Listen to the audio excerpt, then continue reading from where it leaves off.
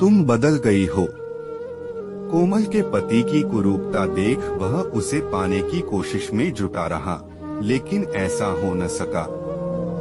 10 दिन पहले कोमल की शादी को 3 साल हो गए, लेकिन इस बीच वो एक बार भी अपने पीहर नहीं आई। माँ ही उसकी डिलीवरी पर उसकी ससुराल गई थी और वहाँ से वापस लौटने के बाद अपने हर परिचित से अपनी बेटी के सुखी जीवन की प्रशंसा करते थकती नहीं थी। सुधाकर पल भर कोमल का बिछोह बर्दाश्त नहीं करता। कोमल भी उससे अलग नहीं रह सकती। मेरी अनुपस्थिति में उनकी देखभाल कौन करेगा, यही उसकी एकमात्र चिंता रहती है। तभी तो मुझे जाना पड़ता है उसकी ससुराल। खुश होकर उसकी माँ ऐसे हंस देती जैसे उसके जैसा दामाद तो चिराग लेकर भी ढूंढने से नहीं मिल सकता किसी को। कोमल के पिता भी जब तब संतुष्ट भाव से कह दिया करते, मैं अच्छी तरह जानता था कि इस रिश्ते से कोमल सुखी रहेगी। फैलती हुई बेल को उचित समय पर सहारा मिल जाए तो वो भली भांति पनपती है। पूरे 2 वर्ष से कोमल के सुखी जीवन की यह गाथा सुनता आ रहा था। मुझसे शादी न होने पर भी वो सुखी हो गई। कद 5 फुट, चेहरा कुरूप, विकलांग। कोमल का पति मेरी तरह किसी यूनिवर्सिटी का प्रोफेसर नहीं था। खूबसूरती की बात रहने दी जाए, लेकिन वो शरीर से भी स्वस्थ नहीं। कोमल को नायक के बदले जोकर मिला। ऐसे इंसान से हंसी मजाक तो संभव था, प्रेम नहीं। किंतु वो मूर्खा इसी जोकर को अपना आदर्श नायक समझने लगी, या फिर शायद उसकी अपार संपत्ति ने ही उसका मन मोह लिया। यह सवाल मुझे लगातार चुभ रहा था, लेकिन कोई संतोषजनक समाधान नहीं ढूंढ पा रहा था। मैं तो ये उम्मीद लगाए बैठा था कि उससे मिलकर आने के बाद कोई मेरे पास आकर कहेगा। एकांत में अनमनी होकर वो लंबी लंबी सांसें भरती है। उदासी के बादल उसे श्यामल बना देते हैं। तो मैं खुशी से नाच उठता, लेकिन कहीं से भी मुझे ऐसी बात सुनाई नहीं दी। इतना तो निश्चित था कि वो मुझे भूली नहीं थी, भूल भी नहीं सकती थी। कभी हम दोनों ने एक दूसरे को जीवन एक साथ निभाने का वचन भी दिया था। उसी नाते मुझे अभी भी ऐसा लगता जैसे कोमल पर मेरा पूरा अधिकार है।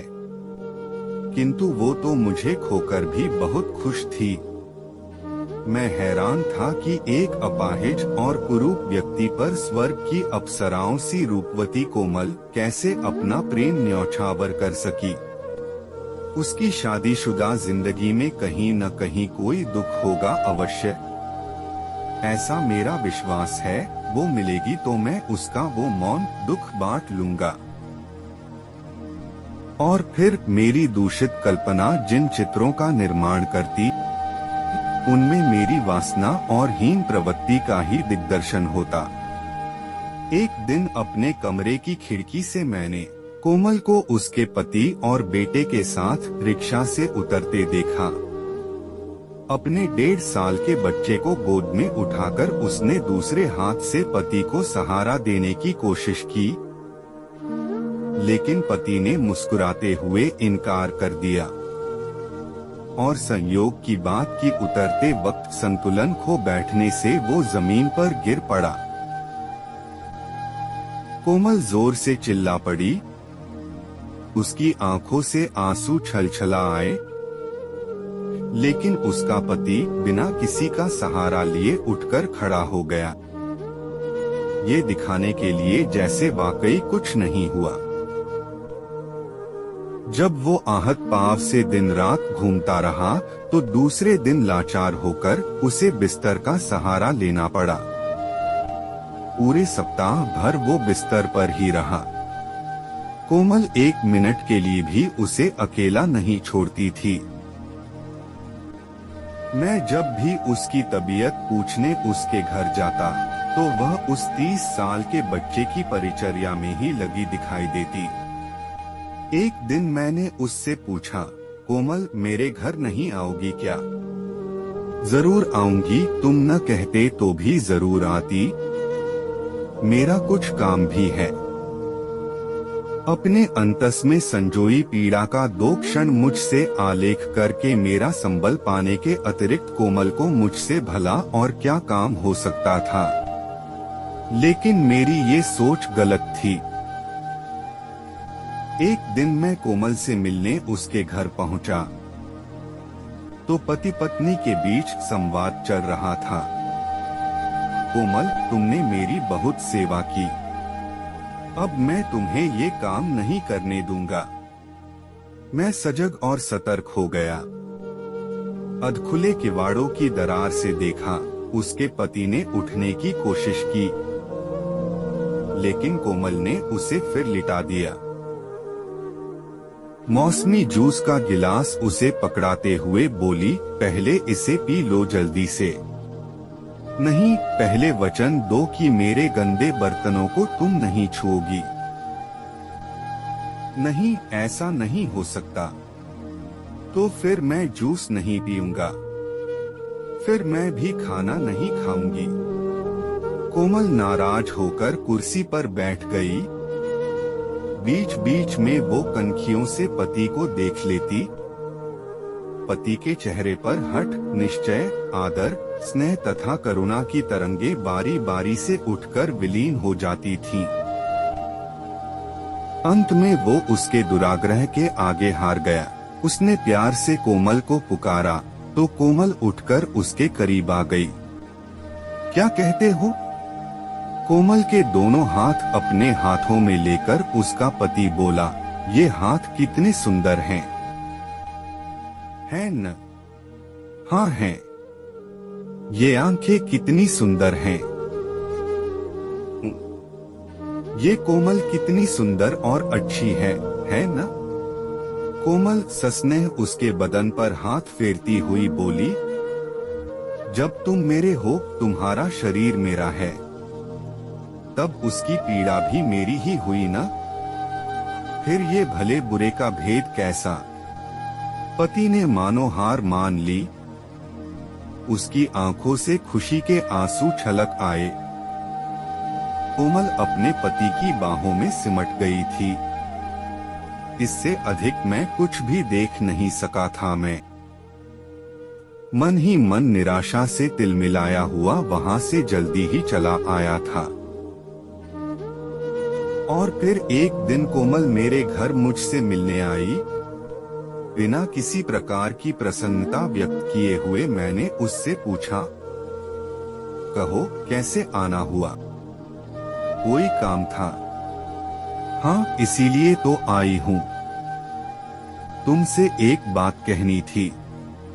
कहो। अब तो तुम लेक्चरर बन गए हो, जल्दी ही प्रोफेसर भी बन जाओगे। शादी करने का विचार नहीं है क्या? मैं मन ही मन चौंका, लेकिन चेहरे पर आश्चर्य आने नहीं दिया। शादी की भी एक उम्र होती है। मुझे जोर से हंसी आ गई।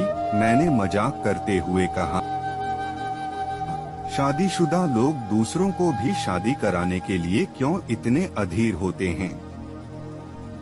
Marriage is a bliss. खुद अनुभव करके देखो।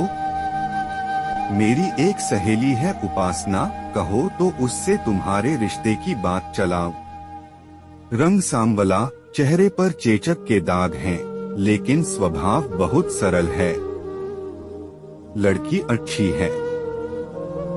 सही कहा, रंग सांवला, चेहरे पर चेचक के दाग। वैसे लड़की अच्छी है। गृहस्थी केवल रंग से नहीं चलती, वो अपने स्वभाव से तुम्हें मोह लेगी। मैं मौन रहा, सिर्फ व्यंग्यात्मक मुस्कान चेहरे पर स्पष्ट थी। कोमल शांत स्वर में बोली, मुझे ही देखो, दूसरों को मेरे पति की शक्ल सूरत साधारण लगती होगी, लेकिन कोई मेरी नजरों से देखो तो पता चलेगा कि इस संसार में मेरे पति से खूबसूरत इंसान कोई दूसरा नहीं। उनका ये रूप सिर्फ मैं ही देख सकती हूँ। मेरे मन में शैतान जागा, स्वर में तीव्रता आने लगी। कोमल के शब्दों से मेरा संयम डगमगाने लगा। तुमने तो अपनी आंखें बंद कर ली कोमल, लेकिन इसका ये मतलब नहीं कि सभी वैसा ही करेंगे। तुम्हारा सौभाग्य ही है कि तुम्हें दोनों आंखें बंद करके चलने वाला पति मिला है। क्या मतलब? कोमल का रोष उसके चेहरे से स्पष्ट झलक रहा था। मैं एक विभत्स हंसी हंसा। क्या तुमने अपने पति को बताया है कि एक रात मेरे साथ भाग चलने के विचार से तुम मेरे घर आई थी और तुमने ही मुझे इसके लिए उकसाया था? मेरे विवेक और संयम पर शैतान अब तक हावी हो चुका था। कोमल की आंखें जैसे अंगारे उगलने लगी थीं। उसी समय मुझे एहसास हुआ कि कोमल से मुझे जैसी उष्णता चाहिए थी वो वहाँ नहीं थी। वहाँ थी सिर्फ बर्फीली चट्टान की ठंडक। उसका हाथ अपने आप मेरे हाथ से छूट गया। उसी समय उसका पति कोमल पुकारता हुआ वहाँ पहुँच गया। हम दोनों को देखता हुआ बोला, बातचीत चल रही है, चलने दो। उसे कमरे से निकलते देखकर कोमल ने पुकारा, सुधाकर, बोलो।